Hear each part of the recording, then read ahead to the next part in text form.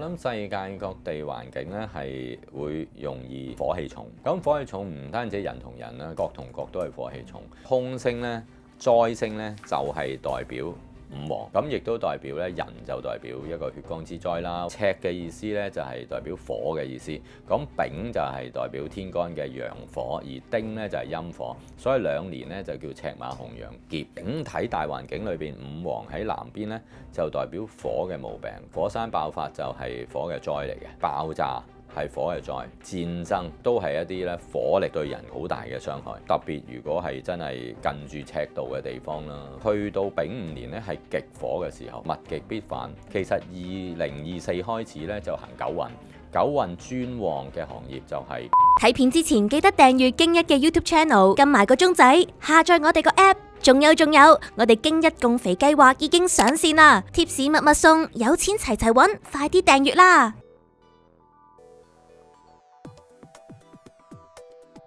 因為咧有唔同嘅歷算方法啦，咁去睇一個地方嘅前景嘅。咁我會睇翻咧，其實1949年咧中華人民共和國成立咧就係屬牛嘅。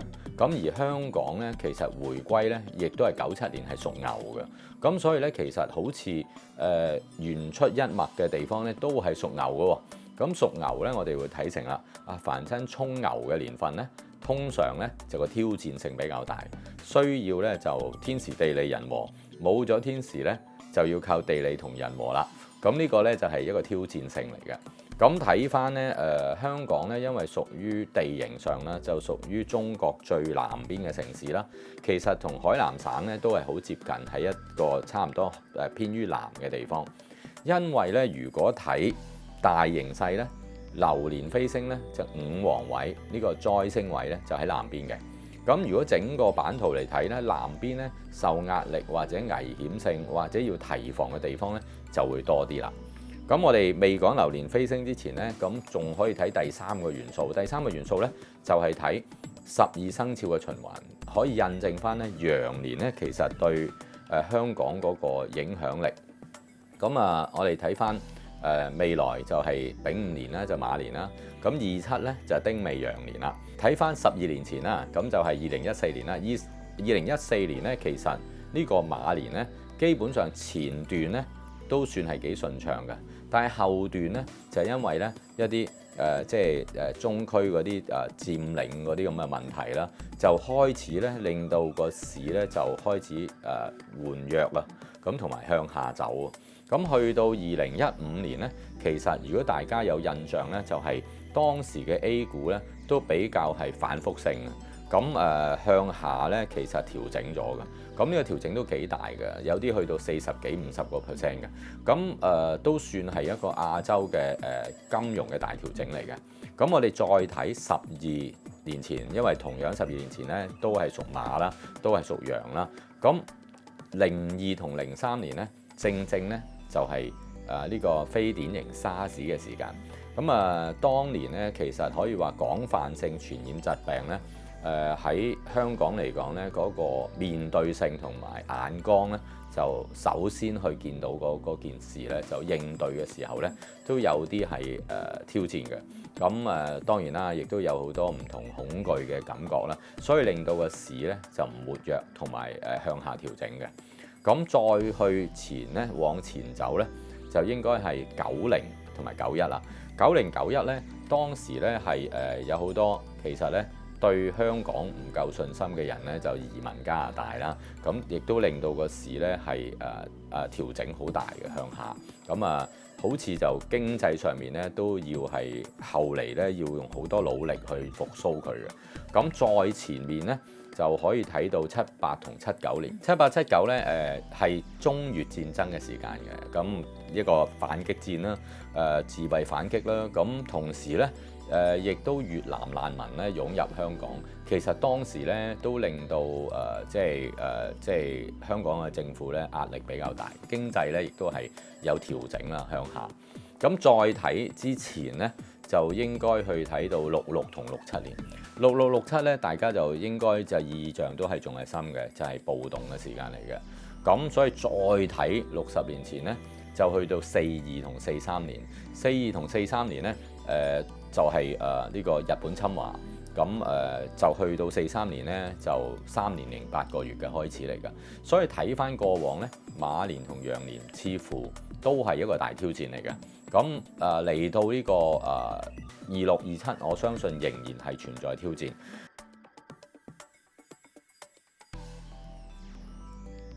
我就會睇丙丁癸鑑。丙丁癸鑑咧，其實咧大約咧係應該係宋朝咧南宋嘅時代啦。咁就有一個文官叫柴望啊。當時咧佢就著書咧，就寫咗一本書，就上表朝廷嘅。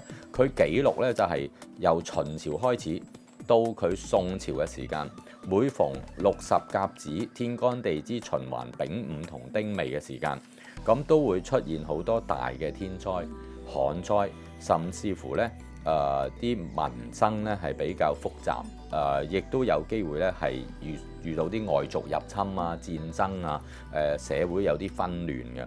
咁呢個統計咧，其實後嚟咧就亦都有人將呢本書咧就出版嘅，咁都流傳咗相當嘅日子。咁佢就係叫丙丁癸鑑，咁就統計咗凡親丙午丁未年咧就會比較麻煩啲嘅。咁嗱，因為60年嘅統計循環啦，咁我哋睇翻26年60年前咧，就應該係66、67，咁頭先都講過啦，係暴動嘅時間。咁如果再60年前咧，就應該係1906同1907，都係馬年羊年，係丙午丁未年。當時咧，其實香港咧就出現咗一個叫丙午風災。丙午風災咧，可能有翻咁上下年紀或者履歷嘅人會記得啦。其實嗰個風災咧帶嚟香港嘅傷害咧好大嘅，咁受災嘅人咧牽連到差唔多係過萬人嘅，咁都算係一個幾嚴重嘅災。咁後嚟咧要重建同再即係復甦翻咧，都需要一個時間嘅。咁無獨有偶啊，當年咧其實三藩市當年嘅叫舊金山啊，咁亦都發生咗7.9級嘅地震。咁2/3個三藩市咧就受災，當時咧有3日咧嘅大火咧係持續咧係救唔熄嘅。咁第二年咧1907年咧，美國咧就出現金融危機大恐慌，咁係一個金融衰退嚟嘅。咁個股市咧，美國嘅股市就跌咗50%，有6間銀行擠提。咁其實咧嗰個情況咧都係極為罕有，但係亦都發生喺丙午同丁未年。咁再睇咧就應該係1846年同1847年。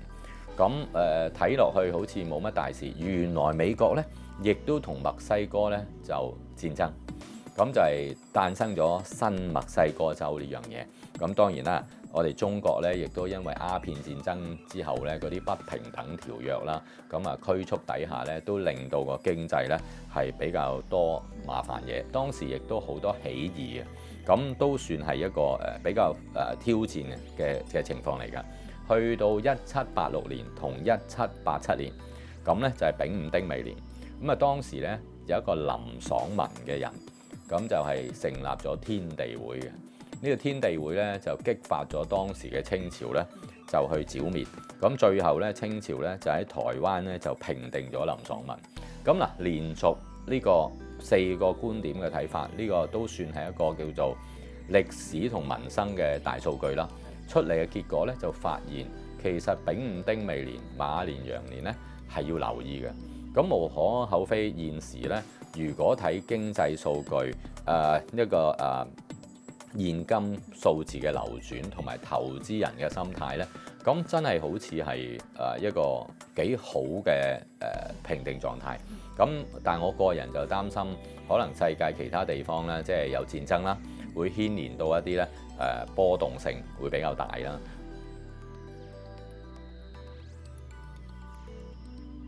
同時咧因為午黃咧喺呢個南位嘅，南位屬火。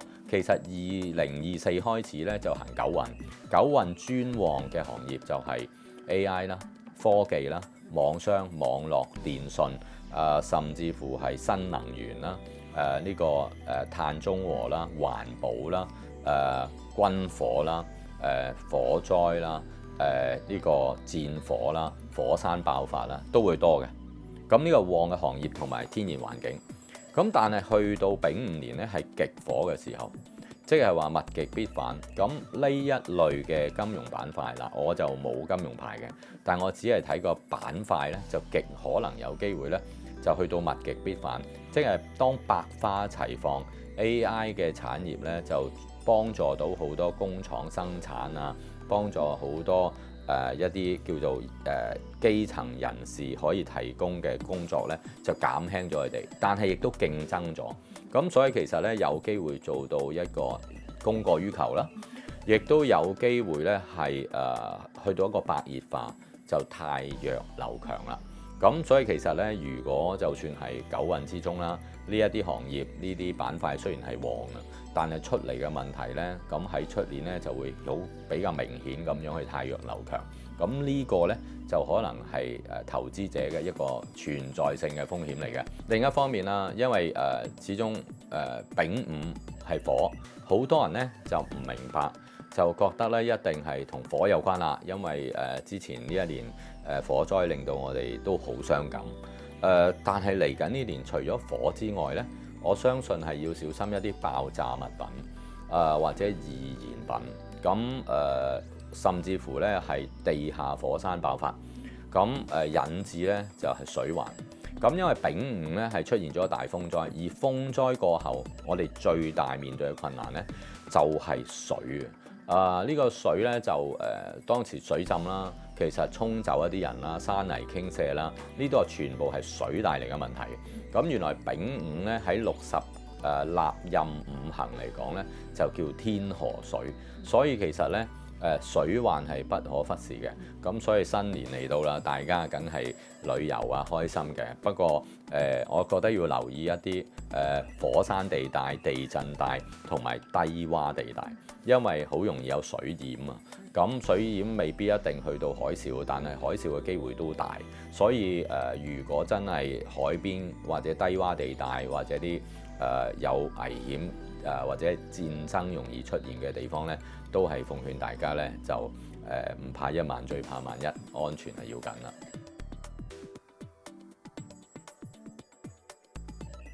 柴望所寫嘅書咧就歸納咗丙午同丁未嘅每60年嘅統計大數據，就成為叫歸納嘅一個即係可以引以為鑑嘅一個叫丙丁歸鑑。咁但係後嚟咧，有啲人覺得呢一個係一個劫數，所以咧就叫做赤馬紅羊。咁因為係馬年同羊年，而赤嘅意思咧就係代表火嘅意思，咁丙就係代表天干嘅陽火，而丁咧就係陰火，所以兩年咧就叫赤馬紅羊劫。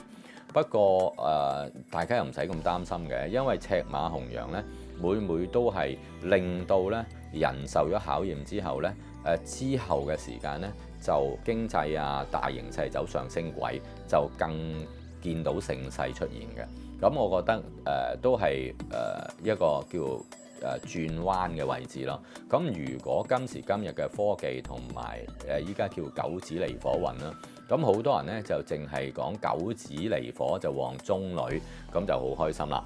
咁因為喺卦象對應咧，乾同坤就代表父母嘅，咁離同坎咧就代表中男同中女，所以離運咧就被譽為旺20年係女性的，而且確因為九運旺嘅行業咧係同科技、數據、數字、細微細心、耐性有關，而且火運咧就容易啲人會火啲嘅，咁即係話脾氣都容易大啲，脾氣大啲嘅話咧就。女性咧，其實控制個情緒 EQ 咧，感性強，但係控制 EQ 咧，其實女性都會比男性略為優勝同埋細心啲。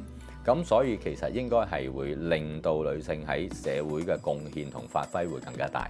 所以呢個就係九紫離火運嘅特點。咁第三個條件咧，因為離嘅意思咧係流離失所嘅離，亦都係離散個離，距離個離。即係話喺呢20年裏邊咧，重心在於縮短距離時間。咁呢個係高鐵啊、新科技啊有機會做到啦。第二就係將人同人之間嘅團結啊。咁你睇到啦，世界好多地方咁，因為咧唔同嘅意見啊，出現好多紛爭啊，咁摩擦性好高，呢個火氣都好重嘅。咁如果能夠更團結，咁去到一個火氣冇咁強烈嘅，咁打仗或者係呢啲強烈鬥爭嘅機會細啲咧，咁對於整體人類嚟講都係一個福祉嚟嘅。咁再睇咧，其實嚟咧我諗係團結人心，團結人心咧我諗遇到一啲天災啦、危難啦，或者大家都有比較共同嘅即係公平嘅睇法嘅時候咧，咁就會個心意就會係團結啊！咁所以咧呢個考驗嘅年咧，都係要將人同人之間嘅團結性去提高咯。咁我諗都係一個轉折口嚟嘅，咁大家又唔使擔心嘅。不過無可厚非，火運咧就一定係燥噶啦。能唔能夠令到自己情緒冇咁急、冇咁猛係必然啦。咁係咪飲涼茶得呢？咁其實都係睇你個人體質啦。咁但係整體上面呢，點樣可以緩和件事、溫柔處事呢？其實真係可能喺呢段時間冬天出世嘅人五行呢，就通常呢就水旺啲。水旺啲人呢，就優柔寡斷、諗嘢多，或者會慢吞吞啲嘅。但係去火運呢，就會令到佢快返。咁啊攞到一個好好嘅平衡，但係本來你已經係好快好急嘅人呢，喺呢段時間呢，就麻煩你忍耐多啲，即係三思而後行，反而令你自身溫和咗呢，咁就攞到個平均嘅進度。因為燥火大呢，人同人之間嘅關係呢，都容易多啲煞氣嘅，所以呢一年呢，赤馬紅羊特別係年中之後年頭呢，其實呢，有一個月食嘅日月食咧，以前就叫做冇夜叉，天狗食月，天狗食日。咁原來佢食嘅意思大家都知啦，係天文現象啫。咁但係天文現象咧，中國傳統咧，佢有一個觀念咧，就去統計。咁究竟月球引力、太陽黑子對我哋有冇影響呢？現代有啲科學家覺得會影響到人嘅情緒同投資慾喎。咁以前就會覺得突然間冇咗一段時間嗰度力度，佢令到某啲人呢會有一啲變化，尤其是月食呢，就係安定性嚟嘅。咁健康問題或者環境感覺不安，咁就喺26年嘅3月3號，但係佢影響力呢，佢唔會係即日嘅，通常係前後嘅時間或者過後嘅時間就會有影響啦。因為中國我哋香港有見到嘅，咁所以亞洲亦都見到，所以亞洲地區呢，有疾病蔓延啦，或者啲天然災害啦，令到心理不安，令到投資慾減低嘅機會係大嘅。咁第二個時間呢，就係8月13號有一個日全食，日全食就比較激烈嘅。如果大家記得呢，08年呢奧運嘅時候有一個日全食嘅。日全食之後呢，雷曼事件出現嘅，就席捲全球嘅。咁呢個日全食呢，好彩就係我哋中國、我哋香港亦都見唔到嘅。咁反而呢，就歐美嘅地方呢，就容易出現，所以可能呢，喺下半年呢，歐美亦都會產生一個呢牽動到一個比較大嘅影響，尤其是係金融投資方面，係一啲戰爭方面，係令到比較牽引到個經濟同埋令人即係嗰個安全感呢唔夠嘅。咁就係呢兩個時間啦，就比較要留意啦。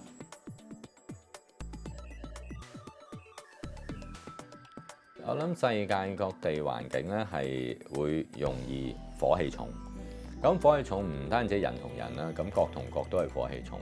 咁九運旺火呢，其實軍火如果興盛嘅話呢，並唔係一件好事嚟㗎。咁當然啦，本身嚟講係保衛國家嘅一個元素啦。但係佢興旺呢，一定有一個原因喺度，起碼就係有不安感先會興旺。咁而睇返呢，因為五黃喺南邊啊，五黃呢其實九宮飛星裏面五黃喺南邊，咁佢空星呢，災星呢，就係代表五黃，咁亦都代表咧人就代表一個血光之災啦，或者手術啊疾病啦，係嗰種條件嚟嘅。咁整體大環境裏邊，五黃喺南邊呢，就代表火嘅毛病。咁火嘅毛病呢，火山爆發就係火嘅災嚟嘅。咁爆炸係火嘅災，戰爭都係一啲咧火力嘅對人嘅好大嘅傷害。咁所以其實呢個機會係大嘅，不過咧就喺南邊，所以一啲地方嘅南邊，譬如一個唔同嘅國家，佢以佢中心位啦，或者係一個叫首都位，再睇佢南邊咧，嗰啲地方咧就會比較繁複啲嘅。咁特別如果係真係近住赤道嘅地方啦，火山帶嘅地方啦，咁所以都係擔心㗎。呢啲位置係容易戰爭或者係容易多啲呢類咁嘅問題嘅。即是話丙午風災其實你話好似印尼啊或者近赤道啲嘅地方咧，其實出現大火啊、爆炸，甚至乎海嘯嘅條件啊，係有可能性嘅。咁當然啦，呢個咧仲睇下現今科學嗰個AI 嘅即係地震儀點樣測啦。咁但係玄學嘅大數據就會咁睇，同埋我哋訪問呢段時間可能出街咧都未過即係農曆年㗎。其實今年咧就真係即係仍然係即係叫做蛇馬交替。咁因為個災星五黃咧係由東北轉去南。咁所以由北海道日本呢一邊咧就轉向南邊，所以今年咧其實真係3、4月之後咧日本咧即係如果真係喜歡去日本旅行嘅人真係要留意啲嘅，咁危險度都存在嘅。